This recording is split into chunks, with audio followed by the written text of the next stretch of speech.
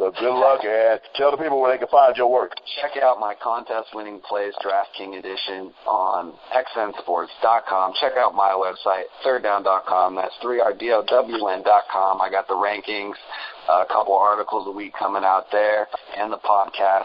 So thank you, fellas. I wish you the best of luck. Go take some shots at that tournament. See if you can get lucky, get in there. All right. I'm going to go take a shot at it, and I appreciate it. Thank you, and you go win it, too. I hope so. Good luck. Have a good one, fellas.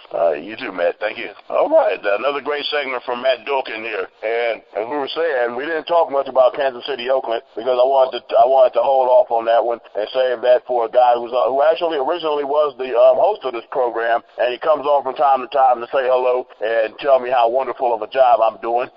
He's my good buddy. I've known him quite a while, and my former co-host here on the NGSC West Recess, my main man, D. Will. How you doing tonight, D. Will? On the contrary, you're doing a terrible job tonight. Absolutely terrible job tonight, because you're supposed to get me on the line so I can talk fantasy football with the man Matt. You know, I'm a fantasy football guru myself, hosting the fantasy football addict support group. You know, but it's all good, man. You know, I thought you was, I taught you better than that, man. You're supposed to blend the two. You're supposed to blend the two together, man. When you got two great minds like this, you're supposed to have them speak to each other, man. Just enhance the fantasy-ness of the show. But it's all good, man.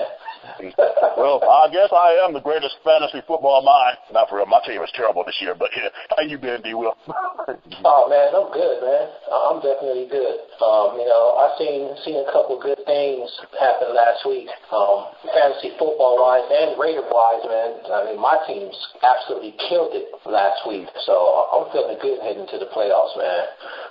Well, I didn't see anything good happen in the fourth quarter of that Raider game, so I'll let you go tell us what good things you saw on that one. Then I'll go ahead and do my little rant. Go for it. Well, I'll say Derek Carr. He's sort of pulling it back together a little bit. He's turned into a gunslinger. I like that gunslinger mentality. It's not always successful, but still, we noticed over the past couple of games before this one that he's been sort of afraid to pull the trigger a little bit. But now, to his detriment, he pulled the trigger a lot last game, and he had 3 interceptions. But I just like the gunslinger mentality. I didn't expect to win against the Kansas City Chiefs. There was a lot of hope. There's a lot of hope in the silver and black. But Kansas City has been playing phenomenal football over the past few weeks. So I mean, they played a solid 3 quarters. They're a young team, and you know it's going to point to next season, definitely. But I'm pretty proud of the way that they're playing. The defense, of course, we're going to have to do something about that. But we can't really expect much more from this young group.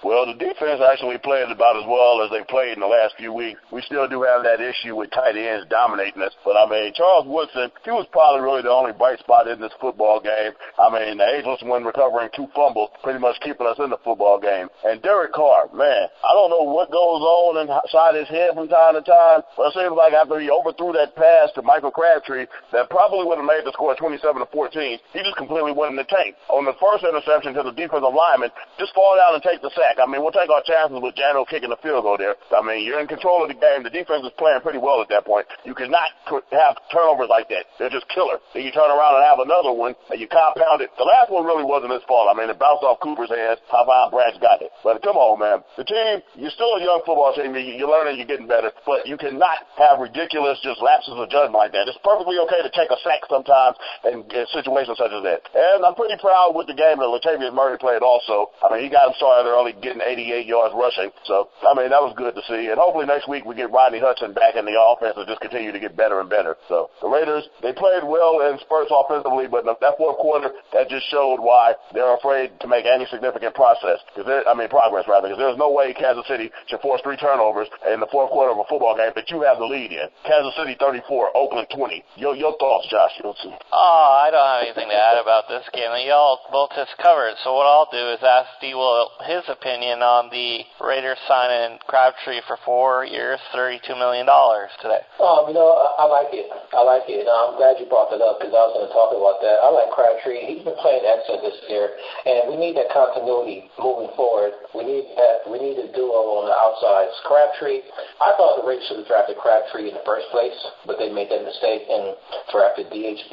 He had a couple up and down seasons in San Francisco, but he's an excellent route runner. He has excellent hands.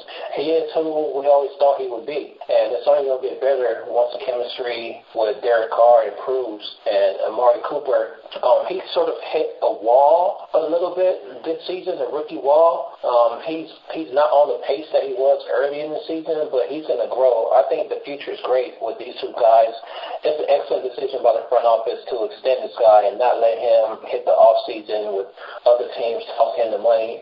$32 million 4 years. I think he's worth it. He's a seasoned player, and so long he stays healthy. And Derek Carr needs that. He needs that. So I think next season the offense is going to be phenomenal. Once Carr matures a little bit more, we just have to work on the defensive side, man. But it's an excellent signing.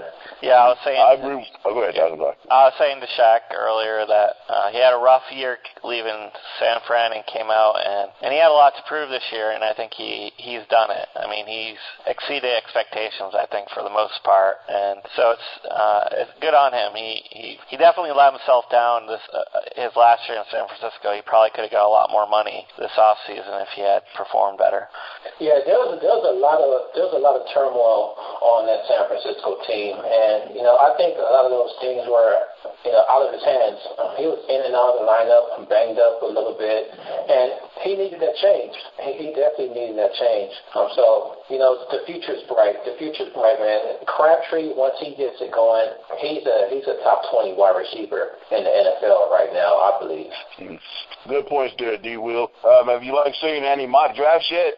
Like anybody you think the Raiders could be looking at, defensively? I haven't even looked that far ahead yet, man. I'm just trying to.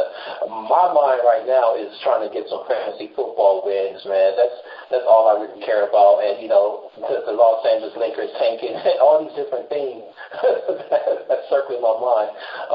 Once this college football season is officially over, I'm actually gonna check out the NFLPA, and I'll be covering the NFLPA for Pro Player Insiders again this year, and check out some of the prospects firsthand and be able to talk to them, and see what's in their minds. Maybe I could interview a future Raider or something. But until then, man, it's still a long time, man. We have a long time before we really start worrying about the draft, players testing out. We have to see who's coming out the draft. We have to see how they do in the combines and whatnot. We have a lot of off seasons to talk about the draft, Rome. A lot. Yeah, you are right. We do have a long way to go. I think I just started thinking about it Sunday, D. Will, when I was just sitting there watching Derek Carr piss our season away one interception at a time. But at least we got to week 13 before that thought even crossed my mind. So we're making progress, I guess. Man, I thought you should have learned already, man. We just can't get our hopes too high until it actually happens. And to keep it 100, Rome, man, we're still in the playoff race in the AFC. Anything could happen. All we have to do is go on a run. 9 wins, it's very, very likely that 9 wins can get you a spot in the playoffs. So, if we run the table for the rest of the season, it could happen, man. So, keep a positive outlook, man. Just enjoy this thing. Enjoy this thing 1 week at a time. Yeah, well, I'm keeping the faith. You know me. I'm gonna be ready. I'm gonna be right there Sunday. I'm gonna be right there rooting for the team. It's just the last 4 games when you look at the schedule. Oh, go ahead. Did that sound believable? What, boy? Did it sound like I believe that? Keep it real, man. We're really 2 games out the playoffs, and anything could happen. The Jets could fall off easily, and then that last spot is up for grabs. I think the Steelers are in. I think the Chiefs are in, but that last spot is up for grabs. The problem is the Steelers, they have that tiebreaker. Sure, the Raiders can win 3 in a row, and hopefully Kansas City hits a bit of a snag somewhere, or even the Jets hit a bit of a snag, because the Raiders do have a tiebreaker over the Jets. That would make that Week 17 game between the Raiders and the Chiefs actually mean something. But all the last 4 games are no picnic either. You got a trip to Denver this week. You get Green Bay at home. San Diego at Christmas Eve. That's probably the only game out of these 4 that many people would predict the Raiders to win. But since we are highly ranked members of Raider Nation, Week 9 and 7, it can happen. But let's go get Denver first. Denver cannot move the ball, man. Denver cannot move the ball. I like the running game. I like the winterization of their offense. I like what they're doing with Osweiler. He's steady, but they really, really can't move the ball and put up points. They're not to be feared at all. We just have to play a steady game. And we saw how we did it the first time. We should learn from the mistakes the first time. We should go in Denver and get a win, honestly. Yeah, just do what you did the first time. I mean, and these wide receivers, they are a lot more experienced than the first time around. So they'll have some things from Mr. Talib and Mr. Harris, I believe. So, hey, Crabtree's got his money. He'll be motivated. Hey, let's go play some good football. Chuck Wood, he got his interceptions against. The pass rush isn't the same right now either. They're not getting that much pressure on the quarterback as they were at the beginning of the season. So that's hopeful. Yeah, the important thing is we have to have Rodney Hudson in the fold, I think, for this matchup Sunday also, just to make sure that they don't get the car. Hey, something I want to bring up, man. Last time I was on the show, there are two things that we got pretty intense about. That was, didn't somebody think the Cardinals going to go into Seattle and wax them? That was me. That said that. I think Josh agreed. Two of us. Yeah, Josh agreed too. So I try to tell you, Jerome, man, like when I call these things, man, just go ahead and believe it. And the Panthers are still undefeated.